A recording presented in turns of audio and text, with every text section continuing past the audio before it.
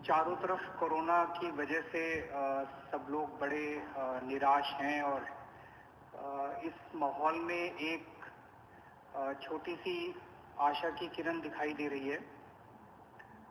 कुछ देशों में प्लाज्मा टेक्नोलॉजी का इस्तेमाल किया गया विदेशों में और उसके नतीजे अच्छे आए। आपकी जानकारी के लिए बता दूं कि कोरोना से मुक्ति तो तभी मिलेगी जब इसका कोई वैक्सीन बन जाएगा। वैक्सीन लगाने से जैसे दूसरे कई सारे वायरस की जो बीमारियां होती हैं, अगर उसका वैक्सीन आप लगा लें तो वैक्सीन लगाने से वो बीमारी होती नहीं है। तो इससे मुक्ति तो तभी मिलेगी जब वैक्सीन मिल जाएगा। लेकिन इस वक्त हमारे सामने दो चैलेंज हैं। एक चैलेंज तो ये कि किस तरह से हम कोरोना को फैलने से रोकें।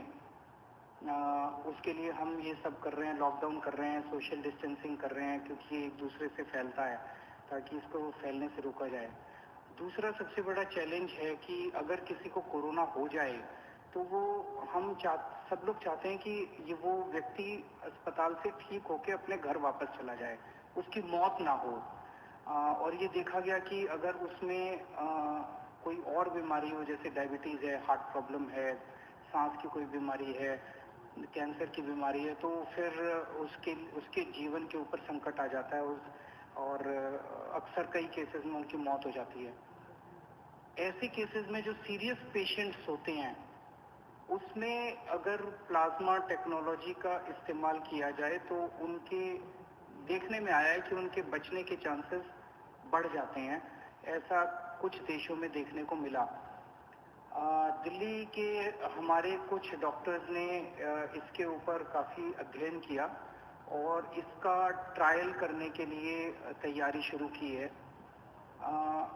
अच्छी बात यह है कि परसों हमने केंद्र सरकार से इसका ट्रायल करने के लिए परमिशन मांगी थी और परसों रात को हमें इसकी परमिशन केंद्र सरकार से मिल गई है। और अब अगले 3-4 दिन के अंदर हमारे डॉक्टर्स इसका ट्रायल करेंगे और ट्रायल करके देखेंगे कि ये कितना सफल होता है। अगर ये इसमें सफलता मिलती है तो ये हमारे लिए एक अच्छी बात होगी, क्योंकि फिर हम सीरियस पेशेंट्स को की ज़िंदगी बचा पाएंगे। मौत होने से लोगों को एक तो मौत तो ज़िंदगी और मौत तो ऊपर वाले के हाथ में है। हम सब लोग कोशिश कर सकते हैं, लेकिन अभी ये अगर सक्सेसफुल होता है, सफल होता है, तो फिर लोगों के चांसेस बच जाने के चांसेस बढ़ जाते हैं। लेकिन अभी मैं साफ साफ कर दूं कि ये केवल ट्रायल स्टेज पे है और ये सफल होगा कि नहीं होगा ये अगले हमें 4-5 दिन के अंदर डॉक्टर्स जब ट्रायल करके देखेंगे तो पता चलेगा। ये टेक्नोलॉजी क्या है? इस टेक्नोलॉजी में जिस व्यक्ति को कोरोना एक बारी हो जाता है,